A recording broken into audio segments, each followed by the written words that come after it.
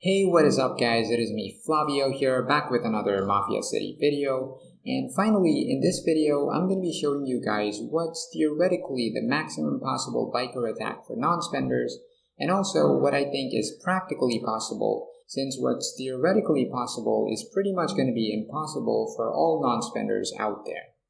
So first we're going to start off with what's theoretically possible, and then we'll see how much of it is practical. The reason why I'm showing you what's theoretically possible is because I want to cover all the possible ways of getting biker attack for non-spenders, which is the whole point of this video. Once I've done that, you'll probably realize how ridiculously high and useless that number is, and that's when we can move on to something more practical. So, let's get started. First, you've got investments, which give you up to 57% biker attack. It's obviously possible for non-spenders to max out investments since they only require resources which can be easily obtained from farms.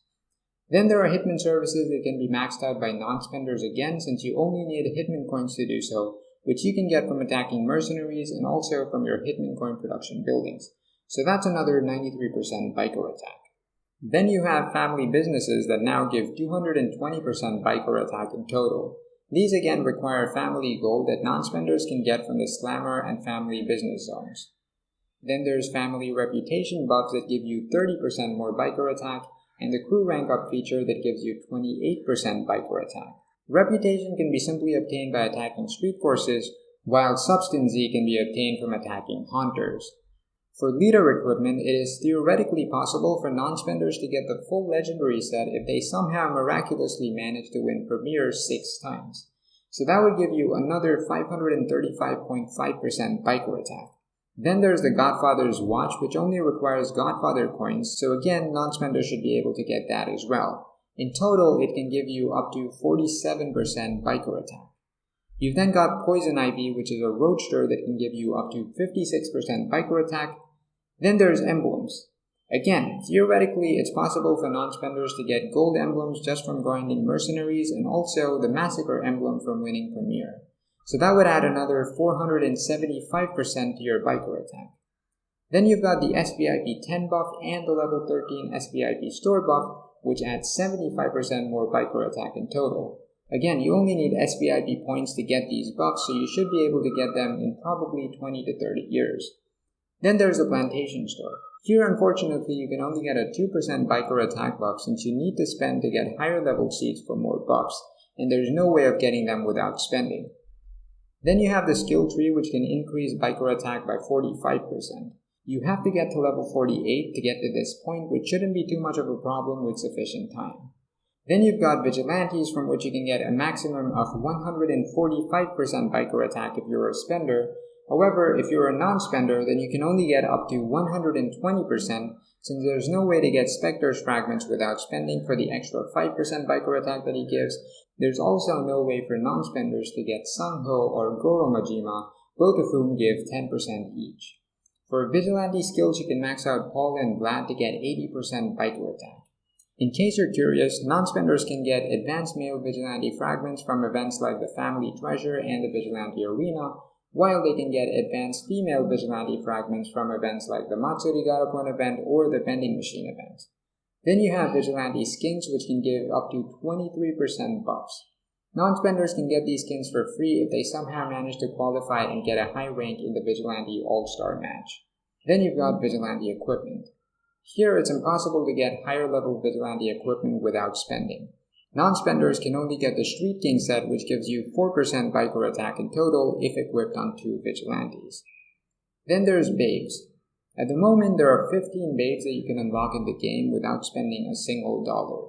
Those Babes obviously include the 5 free Babes: Diana, Mai, Grace, Catherine, and Karina. There are also 4 family Babes: Tamaki, Oinju, Laura, and Svetlana. Then you've got 4 Babes that you unlock from the auction house using gold. That is Angela, Ginger, Bella, and Lena. And finally, you've got the 2 Babes that you can unlock from the dice game, and those are Marie and Lynn. In total, these Babes can give you up to 178.7% biker attack if all their skills are maxed out. Then you've got Babe dresses, for which there is absolutely no way to get them without spending, so you're getting 0% from there even theoretically. Then there's turf skins, turf effects, and combine ops effects. You can get a lot of these from the auction house along with star-up coupons and combined vouchers required to upgrade them. Right now, I do not have info about what is and isn't available at the auction house, so I'm assuming they'll eventually add almost all the turf skins, turf effects, and ops effects to the auction house.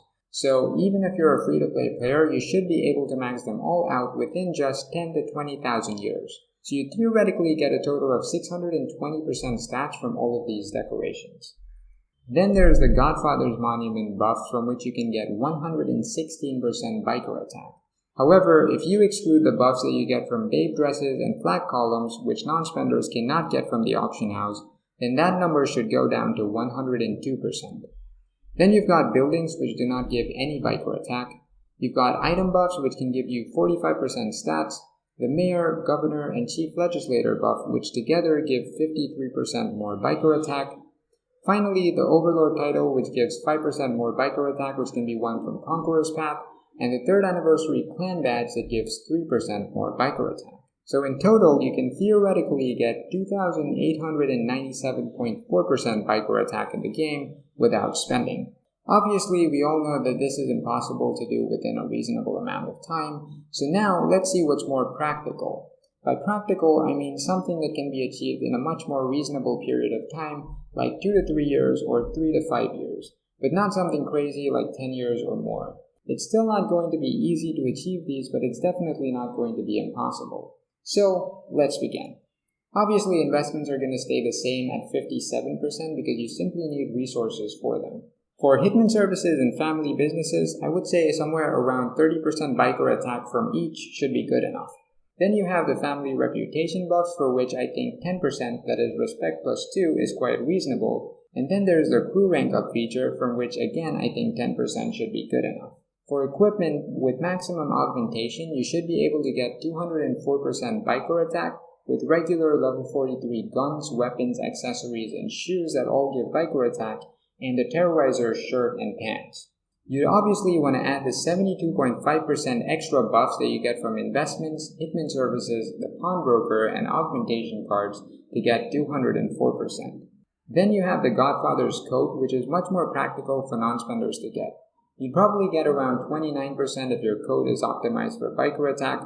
29 can be broken down into a 10% regular buff, 15% alteration buff, and 4.38 from the extra buffs that you get from the investments, hitman services, James, and an Elite 5 pawnbroker. Now for roadsters, I think it is possible for non-spenders to get Harley Quinn if they grind for about 3 years.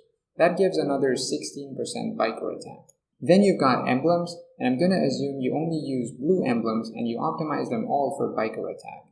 While it is possible for non-spenders to get a few purple and maybe even orange emblems, I do not think that it is possible to get 24 purple or orange emblems that increase biker attack within just 2 to 3 years. So I'm only going to assume that you use 24 blue emblems on your equipment, and we're also going to ignore the extra emblem buffs that you get from the contract agency, except for the 1% buff which is required to unlock the 4th emblem slots on all of your equipment. Assuming only biker attack emblems, you should be able to get another 121.2% biker attack from them. Then you've got the SVIP 10 buff that gives you 23% biker attack, which I think non-spenders can get if they grind continuously for 2 to 3 years, and probably also the level 3 SVIP store buff, which gives an extra 12% biker attack. For the plantation store, it's going to stay at 2% biker attack as before. The skill tree is going to stay at 45% since I think that it is now possible to get level 48 within just 3 years, with the addition of level 35 street forces that give way more experience than level 30 ones. Then for Vigilante Skills, I think a 20% buff in the passive section is reasonable. 5% from 1-star Wendy, who you can get from events like the Vending Machine event and the Matsuri Garapon event, 5% more from 2-star Frankie, who you can get from the Clan HQ, 5% from 2-star Doryong Zen, and another 5% from 1-star Stefano, both of whom you can get from the Family Store. For active skills, you can get 3-star Gilbert, who gives 15% active biker attack, and 3-star Stewart, who gives 5%. Again, male Vigilante fragments can be obtained from events like Family Treasure and the Vigilante Arena. Obviously, Gilbert and Stewart are generally not ideal Vigilantes to use. However, if you're looking to max out your biker attack, then it makes sense to invest in them since you can unlock their active skills with just 3 stars. Next, we have Vigilante Equipment, which is still going to be at 4%, That is 2 pieces of the Street King set that give 2% biker attack each. Then you've got babes, from which I think you can get 123.5% biker attack from the 15 babes that can be unlocked without spending if you upgrade all of their biker attack skills to level 5 at least. We're gonna ignore turf skins, combine ops, turf effects, and the Godfather's monument, as it's extremely difficult for non-spenders to get stats from there. We're ignoring the Godfather's monument as well, since there are no name tag, chat bubble, or avatar frame achievements that give biker attack in the game yet. The crime ops and turf effects are extremely expensive to get from the auction house and wouldn't be worth the investment. You'd rather want to invest your gold in babes. Finally, you have buff items. I think it is possible to get a 40% attack buff from events like Clash of Mafia playoffs. It's definitely practical for non-spenders to get the mayor buff. However, getting the governor or chief legislator buff is pretty much impossible for them. Then there's the Soar of Confusion title, which gives 2% biker attack. Non-spenders can get this title on reaching 80 million power and Mansion 30. This can easily be done if they hoard their troops for a very long time to get 80 million power and the title. Finally, there's the 3rd anniversary clan badge, which can give you another 3% biker attack. So in total, you should practically be able to get 817% biker attack with 3 to 5 years of grinding. Obviously, the video is made to show you the maximum biker attack for non-spenders, so I've completely ignored other stats. And there's almost no way you would have 817% biker attack as a non-spender, as you'd want to optimize your emblems for health and defense. So you'd lose about 120% stats right there. Also, the 40% item buff, 15% mayor buff, 2% title buff, and 3% clan badge buff are either temporary or most players just won't have them. So you might want to ignore those as well, which would take out another 60% from these stats. Also, getting 40% from Vigilantes might be impractical for a lot of players if they're not able to get a high enough rank during the Family Treasure event. So you could also eliminate 40% as well if you want. After you remove all of those, you're only left with 596% stats. Again, we've assumed that you've maxed out all your babe skills that give biker attack all the way up to level 5, which might be very difficult for non-spenders to do, even over a period of 3 to 5 years, which would reduce your stats even further. A lot of them might not even be able to unlock all 15 babes if they're not winning events consistently, or if they're in cities where they're forced to spend gold to shield 24/7.